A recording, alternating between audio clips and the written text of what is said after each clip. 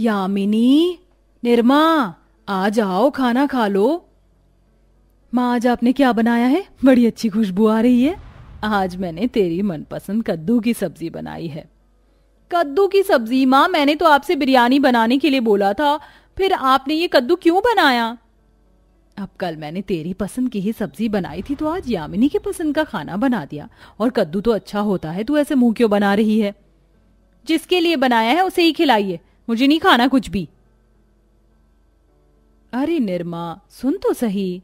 निर्मा गुस्से में अपने कमरे में चली गई। यामिनी और गायत्री ने उसे काफी आवाजें लगाई, लेकिन वो बहुत ज्यादा नखरे वाली थी, तो उसने उन सभी की एक नहीं सुनी और अपने आप को कमरे में लॉक कर दिया।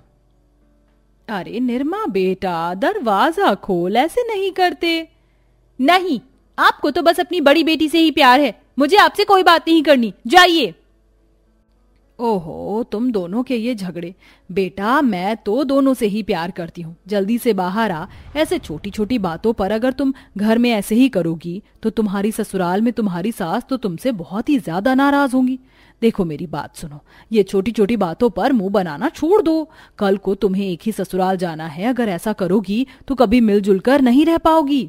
गायत्री ने बहुत देर तक दरवाजे पर खड़े होकर निर्मा को समझाया। कुछ देर बाद निर्मा ने मुंह ही बनाकर दरवाजा खोला और सभी के साथ खाना खाया। दोनों बहनों में ऐसा ही रिश्ता था, उनमें प्यार कम और तकरार ज्यादा दिखाई देती थी। वो कभी एक दूसरे के साथ अपना कुछ नहीं बांटती थी। यामिनी को फिर भी अपनी छोटी बहन पर प्यार आता था, लेकिन निर्मा अपनी बड़ी बहन से कट्टर ही रहती थी। धीरे धीरे ऐसे ही देखते देखते समय बीत गया और दोनों बहनों की एक ही ससुराल में शादी भी हो गई। निर्मा को यह भी पसंद नहीं था कि उसकी बहन भी उसके साथ एक ही ससुराल में आई। मेरी ये बहना क्यों मेरे पीछे तुम छल्ले की तरह लग गई है? मायके में तो मेरे साथ थी, ससुराल में भी मेरे साथ ही है। क्या किस्मत है मेरी। निर्मा हमेशा यही सोच सोच कर किलसती रहती थी। ऐसे ही सिलसिला जारी था और दोनों बहनें 3 सालों के बाद एक एक बच्चे की मां बन चुकी थी। निर्मा ने भी एक बेटी को जन्म दिया था और यामिनी ने भी एक प्यारी सी बच्ची को ही जन्म दिया। अरे वाह, मेरे घर में तो साथ साथ 2 लक्ष्मी आई हैं। आज मैं बड़ी खुश हूँ। विवेक, गौतम, सभी रिश्तेदारों और पड़ोस में मिठाई बांट देना। जी जरूर माँ। कमला ने खुशी में सभी जगह मिठाई बंटवाई। निर्मा ने अपनी बेटी का नाम पिंकी और यामिनी ने उर्वशी रखा। ऐसे ही 2 साल और बीते। इन 2 सालों में निर्मा एक बार और गर्भवती हो चुकी थी और उसका एक और राज नाम का बेटा भी था। वहीं यामिनी भी गर्भवती थी। एक दिन यामिनी अपने आंगन में फूलों को पानी दे रही थी। उसका पति काम से बाहर गया हुआ था कि तभी गौतम का एक कार एक्सीडेंट हो गया और वो उस हादसे में मारा गया।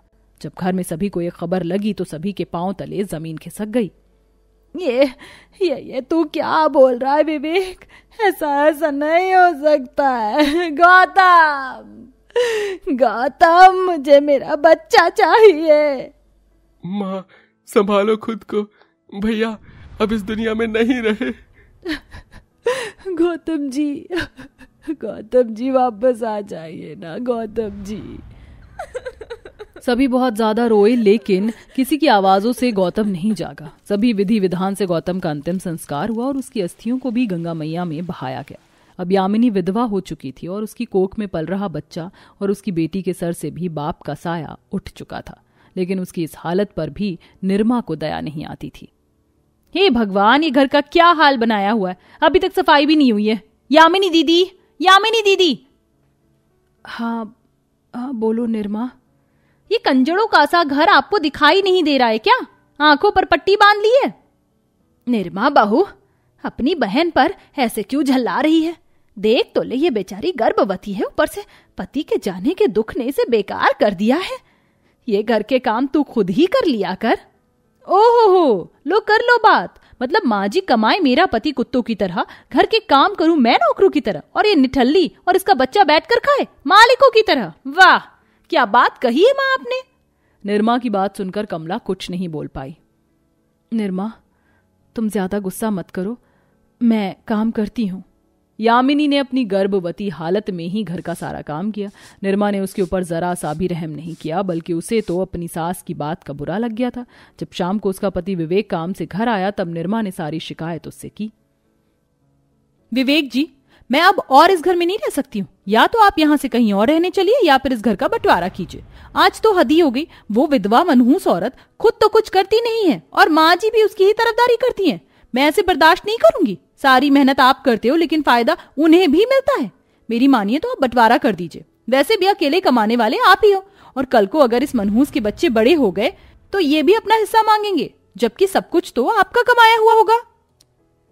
निर्मा की बातें सुनकर विवेक को भी वो ठीक लगी और उसने उसी वक्त घर में बंटवारे की बात की। बेटा, अगर बंटवारा हुआ तो मेरी ये बहू कहाँ जाएगी? माँ, जो जिस लायक है उसे वही मिलेगा। अरे रह लेगी बाहर बने हुए कमरे में। वैसे भी ना इस मनहूस का पति है, ना ही इसका इस घर में कोई हिस्सा। हम इसे वहां रख रहे हैं, यही बड़ी बात है। अपने बेटा और बहू की इस ज्यादती पर कमला कुछ बोल नहीं पाई, क्योंकि कमाने वाला उसका ही एक बेटा था। उसने शांति से इस बंटवारे को अपना लिया और यामिनी को उसने बाहर बने हुए कच्चे कमरे में रहने के लिए भेज दिया। उस कमरे में किसी भी चीज की सुविधा नहीं थी। यामिनी को अपने खर्च के लिए पानी भी बाहर लगे सरकारी नल से लाना पड़ता था। बहू, तू कितनी मेहनत करती है। कोई बात नहीं माँ जी, एक औरत अपने पति के साए में ही रानी बनकर रह पाती है। सही कहा। ये लो मनहूस बहना, तुम्हारा इस हफ्ते का राशन, थोड़ी चावल है और थोड़ा आटा, इसी में खर्चा चलाना। कम से कम अपनी बहन को खाने के लिए तो ठीक से राशन दे दे। ये ठीक ही है माँ जी, ये इसके लिए हमें कुछ कमा कर नहीं देती है। ऐसे ही सिलसिला जारी था। निर्मा का घमंड दिन पे दिन बढ़ने पर ही था और वो विवेक को भी हमेशा अपने चढ़ाए में ही रखती थी। कमला अपने बहू बेटे को सबक तो सिखाना चाहती थी, लेकिन उसके समझ नहीं आता था कि वो क्या करे। बस ऐसे ही सब चल रहा था कि एक दिन कमला की बेटी उर्मिला रोती हुई अपने मायके आई। क्या हुआ बेटा, क्यों रो रही है? माँ, मेरे घर में बंटवारे की बात हो रही है। मेरे पति ही सबसे कम कमाते हैं। मेरी समझ नहीं आ रहा कि अब मैं क्या करूं। अगर बंटवारा हो गया तो मैं तो किराए के घर में आ जाऊंगी। क्या? ऐसा नहीं होगा। मैं अभी तेरे ससुराल जाकर बात करूंगा। नहीं, तुझे कहीं जाने की जरूरत नहीं है, यहीं रह।